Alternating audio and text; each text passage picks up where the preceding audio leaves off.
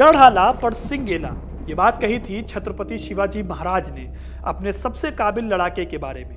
वो लड़ाका जिसने अपने बेटे की शादी से पहले सम्राट शिवाजी के आदेश का पालन किया और जान की बाजी लगाकर मुगलों के हाथों से कोंढाना के किले को छीन लिया। मराठों की यह सबसे भयानक लड़ाइयों में से एक मानी जाती है, जिसमें कमाल की स्ट्रेटजी के साथ साथ बड़ी वीरता के साथ किले को मराठों ने जीता था।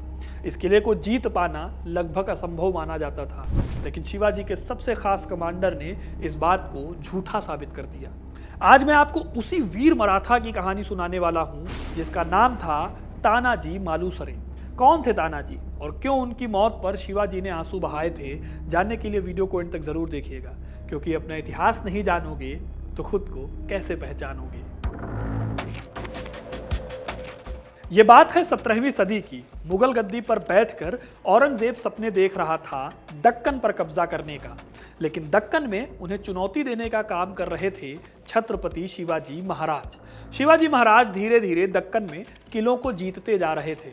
इधर उनकी ताकत बढ़ रही थी और उधर औरंगजेब की चिंता बढ़ रही थी।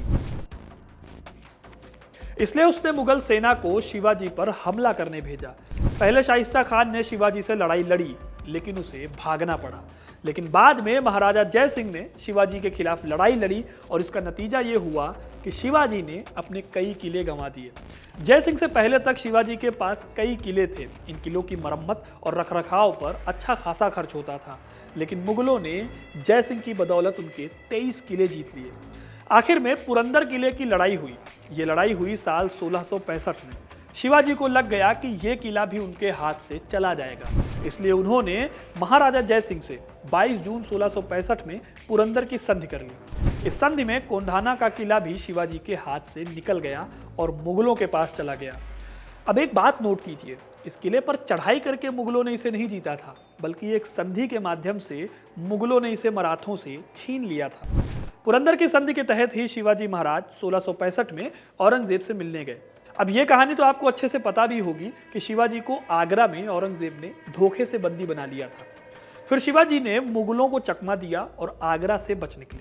जब शिवाजी महाराष्ट्र पहुंचे तो उन्होंने इस धोखे के चलते पुरंदर की संधि को तोड़ दिया और अपने एक एक किले को फिर से जीतना शुरू कर दिया। इसी कड़ी में कोंढाना के किले को भी जीतना जरूरी हो गया था। कोंढाना का किला मराठाओं के लिए बेहद इंपॉर्टेंट था, क्योंकि कहा जाता था कि यह किला जिस किसी के पास होगा उसी का पूना पर भी अधिकार होगा।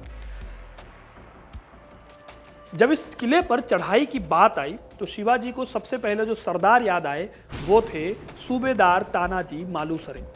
तानाजी मालुसरे छत्रपति शिवाजी की सेना के सबसे बहादुर सेनापतियों में से एक थे। वो छापामार लड़ाइयों के एक्सपर्ट थे, इसलिए शिवाजी ने अपने खास दोस्त तानाजी को कोंढाना की जिम्मेदारी सौंपी।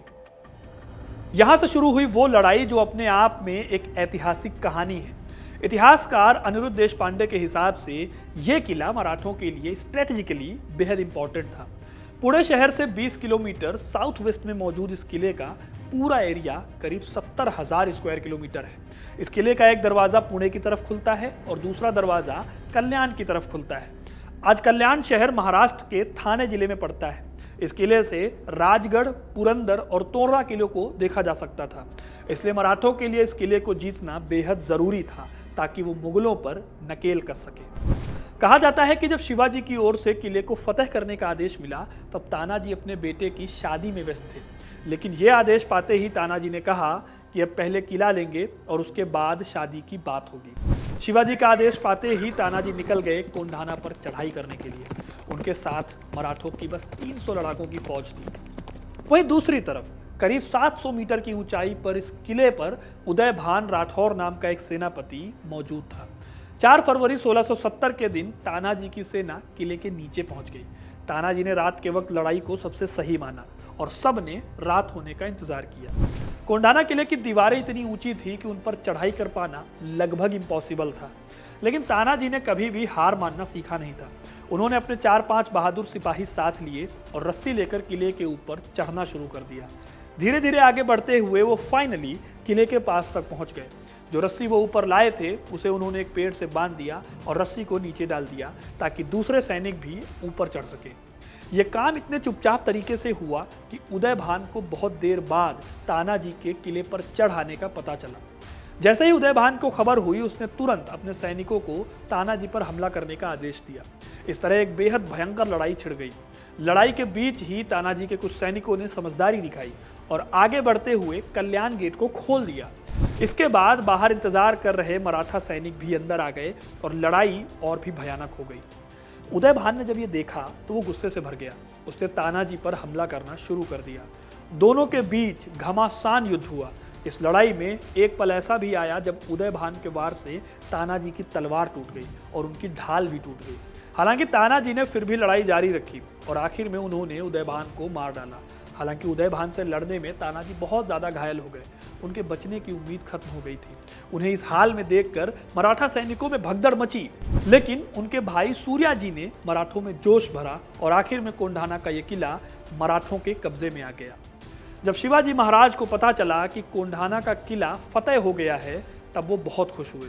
लेकिन अगले ही पल उनके आंसू बह निकले जब उन्हें पता चला कि उनका शेर मराठा वीर, उनका तानाजी, इस किले की लड़ाई में वीर गति को प्राप्त हुआ है। इस किले की जीत पर ही शिवाजी ने कहा था, गढ़ आला पर सिंह गेला, यानी कि गढ़ तो अपना हो गया लेकिन शेर चला गया।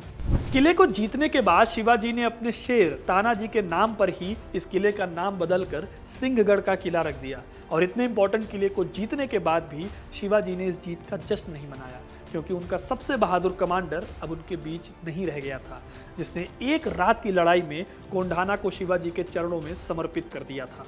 तो दोस्तों, ये थी कहानी वीर मराठा तानाजी की। आपको ये कहानी कैसी लगी कमेंट करके जरूर बताइएगा। वीडियो को लाइक और शेयर करना ना भूलें और ऐसी इंटरेस्टिंग कहानियों के लिए हिस्ट्री कनेक्ट को सब्सक्राइब जरूर करें। धन्यवाद।